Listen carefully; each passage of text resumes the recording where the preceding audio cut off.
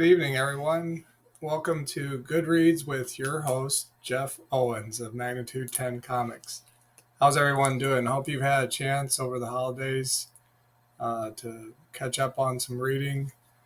I finally got caught up on comic books that I purchased back in December. Some Christmas themes in there. And I've read since, but I just wanted to stop and put together a little video to share. Um, Part of the idea of this series is to focus on the reading aspect of comic books, which sometimes I think goes overlooked. So those of you like me who really enjoy reading, I've read things other than comic books, but comic books were always a great love from the time I was a child and teenager. It challenges you to imagine. Um, I think that's one of the things that sometimes reading, of course, it improves your verbal part of your brain, your language center. Uh, with the graphics, you're also interpreting the graphics. So comic book art is a real great combination of both graphic arts and literature. I'm going to say it's literature. I didn't say it was necessarily classic or fine literature, but I would probably be in the camp that would argue there's some real, certainly some impact on the popular culture. So, just some housekeeping details. If you get a chance, definitely go to the main website address. That's kind of the jumping off point for everything Magnitude 10. I show the events that we'll be attending. This weekend, we're going to be at the Columbia Mall here in Columbia, Missouri. That's our hometown. QuadCon is coming, and so we're really looking forward to this year's event. The weather looks like it's going to be a little bit warmer, so that's great. Come out and see us and all the other vendors. There's usually over 60 vendors. It's not just comic books. So there's something fun for all ages at the QuadCon comic and toy shows. That's at Columbia Mall this weekend, the 25th and 26th of January, 2025. Then all the way at the bottom, there is a little app where you can type in an email address. And if you send us a valid email address, you don't have to be present. You don't have to be a customer. No purchase is required. When we reach 100 subscribers, we're going to give away a free slabbed comic book to one lucky winner. Also, there's coupons and discounts for customers. So please do go down to the bottom of that page. There's a link to our Facebook. We always appreciate it if you can join us on this community journey as we enjoy comic books. We're a small community, a niche group. We each have different interests. So you're free to join us. As your interests vary, we understand if you come and go, but we'll try to always be here for the love of reading and enjoying comic books. Also, there's a link to our YouTube channel, and that's where we'll highlight things. You're already here, so I imagine you found us here on YouTube. But if you haven't quite connected the dots, please do go to the main website and check us out. We have an e-commerce store. I'm slowly adding them somewhere around 1,500 listings there. And so that's magnitude10comics.com. Now to jump into the books that I've read, this raft, there's some surprises in here. I'm going to start off with some recent publications. Like I said, this is going back to December, so I'll try to catch up. I'm already reading a whole nother set. And, if there's things that you like or things that you would like to share, please do comment on this video, and we'll look forward. I'll try to do these as frequently as I can. I really enjoy doing this because this is the part of comic books that I enjoy the most, getting to read and enjoy them. Okay, so stay tuned and we'll jump into the first batch. I have a couple Scooby Doo books. So, like every generation, those of us that were born in the 70s, Scooby Doo, where are you? That was what we came home to after school. Our TV looked like this. You had to turn the dial, you had a few channels, and you were just ready to watch cartoons. And Scooby Doo was definitely one of them. I think for me, Scooby Doo kind of led into uh, characters like Sherlock Holmes and even Batman, a detective. So I was interested. I picked up a couple Scooby Doo comic books, and it was interesting. Of course, this one combined Scooby Doo and Batman. How about that? And this one had a Christmas theme.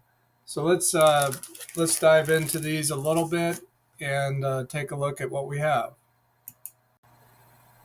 Okay, here on the left we have Batman Scooby Doo Mysteries, issue 12, and on the right we have Scooby Doo, Where Are You, issue 131. And that really kind of struck me that, wow, there's been a big run, a lot of issues of this title.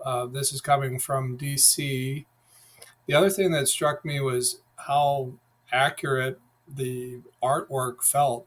The and two different creative teams, but the depiction of the Scooby Doo characters felt really authentic to the cartoon that I recalled.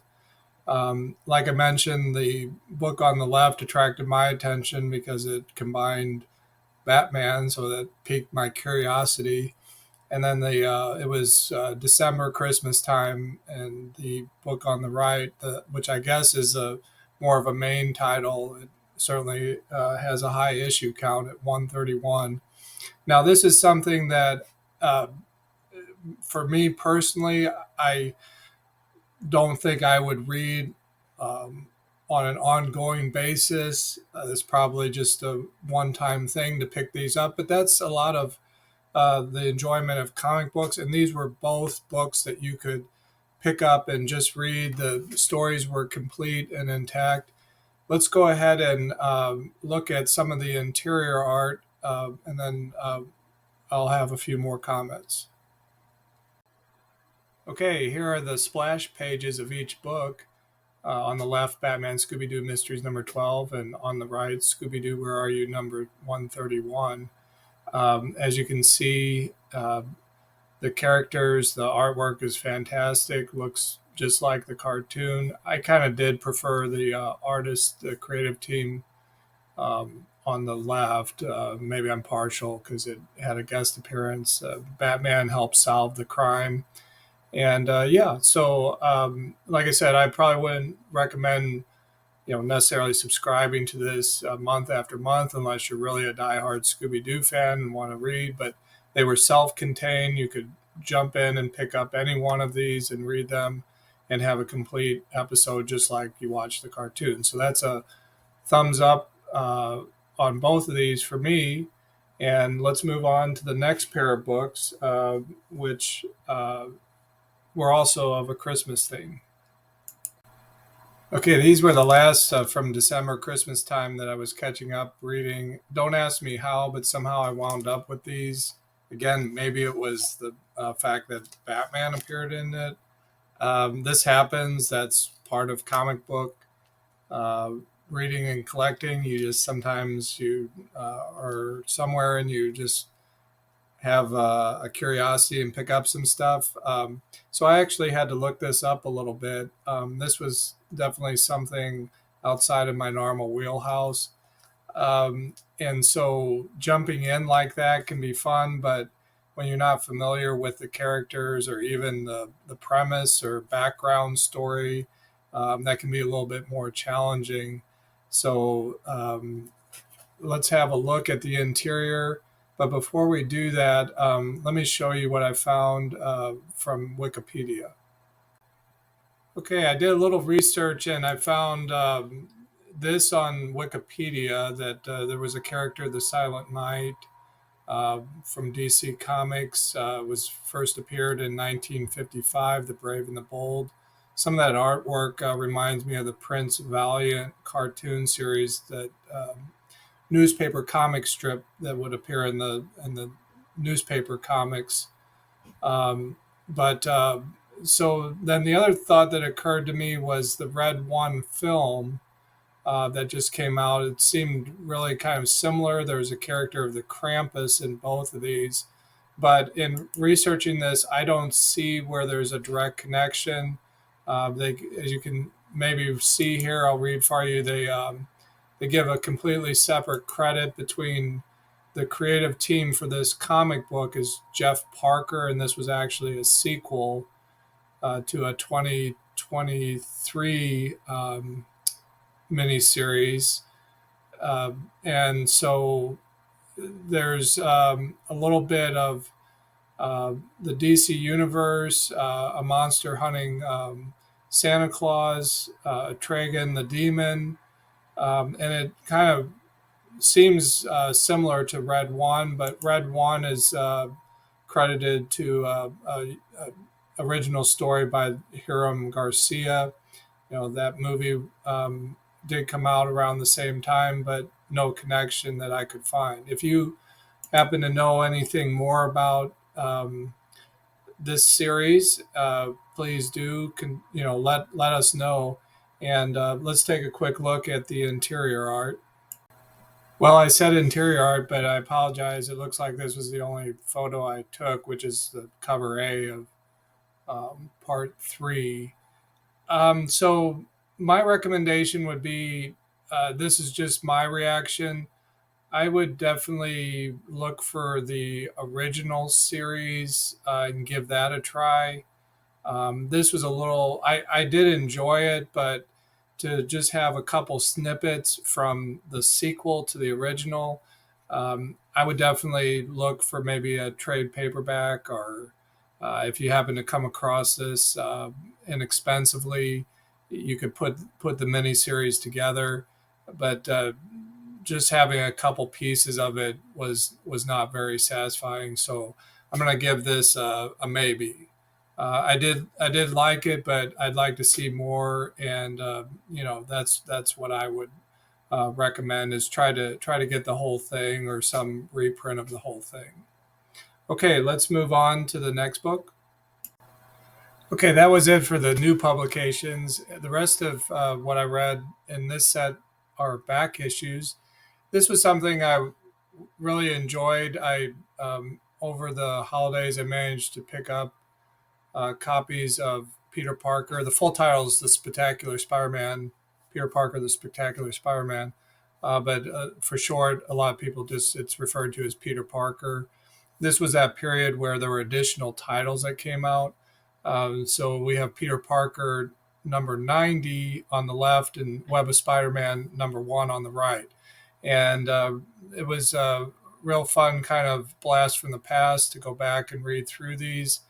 And let's take a look a little bit here and talk a little bit about these books. So Peter Parker really delved into the relationships with the other characters in the Spider-Man universe, and the Black Cat was his girlfriend at this point. This whole series, she's looking for him while he's gone to Battle World as part of Secret Wars. And so here we see on the splash page the Black Cat and the title "Where Oh Where Has My Spider-Man Gone?" And it isn't until the very end that he makes an appearance. Let's take a look at that. By the way, I hope that you realize that I'm not spoiling these for you. Please don't. If you want to read these first or learn on your own, spoiler alert, a little too late. But so here's the final panel as a full page, and Al Milgrom did this story. But this is the reason that this particular issue is considered one of the first appearances of the black suit. And here he is. She was peering through the window of his room at, I think, at Aunt May's house, and here he drops down. She's gone all over town, met different people, and then finally here he is, and he's back, and he's wearing the symbiote black suit. Very collectible, this issue, for that reason, and affordable. You're in the $25 range for this comic book. So both a good story, and with the movies coming out for Secret Wars, this should be also have a good value as a collectible item. Let's take a look at Web of Spider-Man #1. Okay, so Web of Spider-Man #1 almost kind of completes the story arc from the introduction of the symbiote in black suit on Secret Wars Battle World, where he encounters this alien symbiote.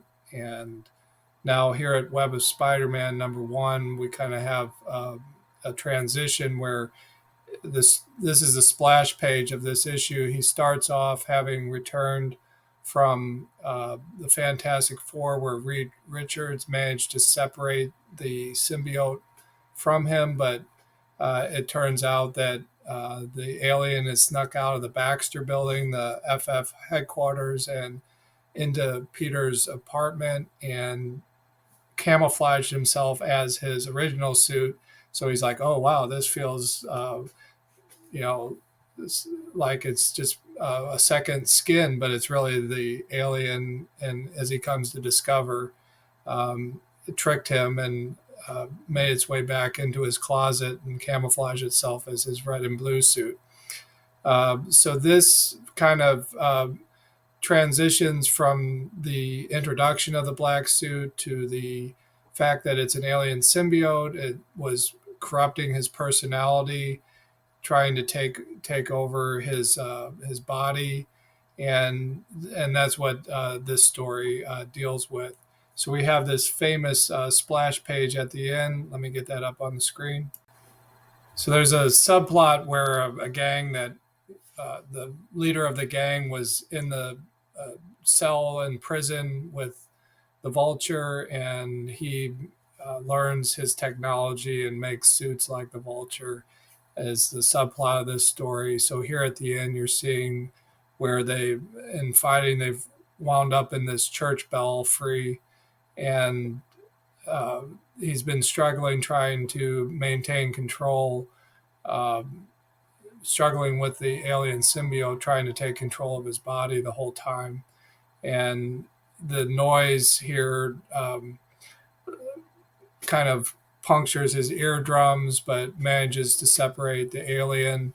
And so that we have this famous scene here on the full splash panel. Let's take a look at the final page here that I have. I spoke too soon. I thought I had another shot of this comic book, but just to wrap up Web of Spider-Man #1, is very affordable, very collectible. Of the whole series, it's the only issue at the moment that has some extra value. It also books at around $25 for this particular issue, Web of Spider-Man #1. The cover art is very popular, and the fact that this key storyline occurs, I think, is part of the reason that it's more collectible. And the other thing that there was a controversy at the time because Marvel transitioned. They had a series Marvel team up. So in this book, it's kind of interesting. In some of the column letters to the editor, you can read how they're, because the letters to the editor precede the printed issue by 2 or 3 months. You can see that the consternation with fans writing in, upset that they're ending Marvel team up, so they ended that and started Web of Spider-Man #1, and several of the letters had to do with the fact that fans were upset about that.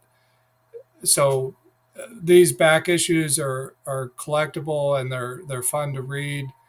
And I do have a couple others here that I'll show you. Okay, this was another example of you have things laying around or you come across them. In this case, this was part of the collection that I purchased from Brian of Slabmasters, and I was not familiar with it. And as I looked at it, I liked the cover art, and it just piqued my curiosity. I looked into it.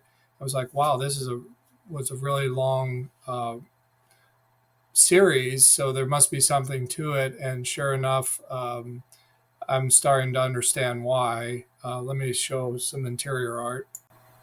So it had the feel of the late 1980s, early 90s, similar to other Marvel comics that I've read from that period, and a great introduction. The thing I liked about this is I was able to read it right in the middle of an ongoing series, but I had no problem picking up in the middle of it, following along, understanding.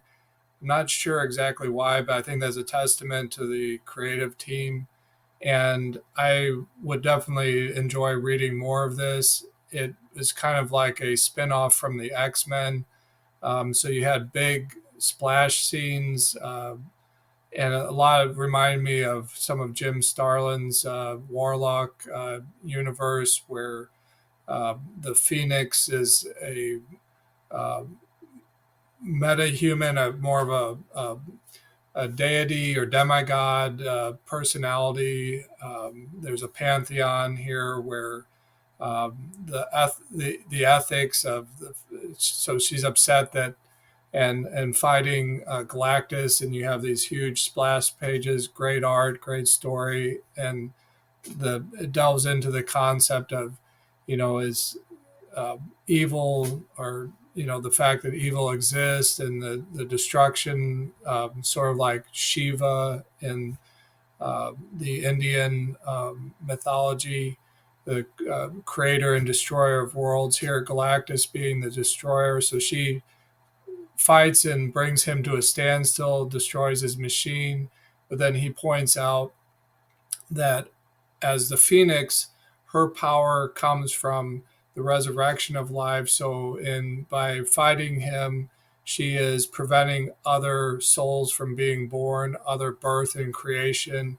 She's taking away from people gaining life, and throws that in her face. And then so she backs off and accepts the fact that Galactus is a necessary evil, hard to accept, but leaves you, kind of challenges you. So I like that. That's a really fun aspect of this. And then it combined with the fact that it's part of a team. You have Captain Britain, I guess, which is the UK analog of Captain America. First time I've really read that character. And then others that you recognize here, like Nightcrawler and the segment here. So a lot of spin offs, a lot of there's actually a lot of work on this Excalibur series out there. So I definitely recommend, if you are into reading the X Men, and this would be a great read to pick up, and should be affordable and out there to find in even dollar bins. So definitely do that if you get a chance. Okay, let's finish with a couple other books that I read. Okay, this was something I came across, Harley Quinn Road Trip Special #1. And it was just a fun, a little bit campy. I like the cartoon aspect of it. And this was the first Amanda Connor comic book that I had picked up and read. And so I really enjoyed it. I thought it was well done.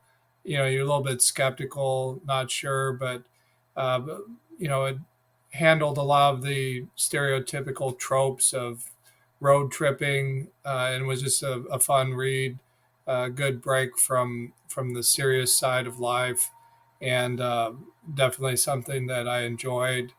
Then a couple more here. Okay, this was a reproduction of Green Lantern #59. This is an expensive Silver Age. first appearance of Guy Gardner. And what was interesting is that the story was a very '60s feel.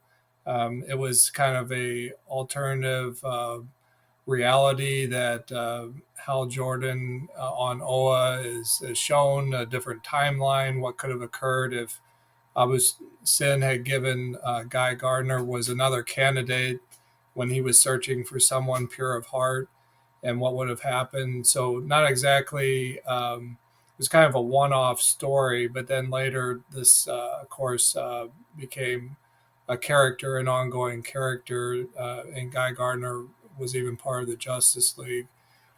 So the interesting thing about these, let me bring up some other panels here that show some of the ads and so forth from this time frame. That's a fun part of going back and reading some of these older comics. You can read the letters to the editor, see the context that, oh, in 1968, that's when Batman 200 was coming out. So a lot of different things like that you pick up just from the comic book itself. So always fun to go back, and these reprints was very faithful, and definitely a collectible issue if you're into Green Lantern, especially pick up. You know, that's something you can aim for as a collector, is a copy of Green Lantern number 59. Okay, the last comic book that I read for this episode was Mystery Incorporated, Book One, 1963. Actually, had a hard time understanding what the title or the series. I've since tried to look that up. I need to research it some more. But this was something I was very interested in reading. I, of course, know Alan Moore from The Watchmen, but this was created by Alan Moore. And so, very interesting from the fake back advertisement on the back cover to the characters. It was kind of a take on the Fantastic Four, a lot of tongue in cheek innuendo. I almost feel like I would want to read it again to pick up on everything. But definitely a great way to go back and see some of the more famous. I mean, he's well known, so it was a good way to go back and see what he was doing in his career. And Mystery Incorporated was something on my read list, and I was able to get to that this past month.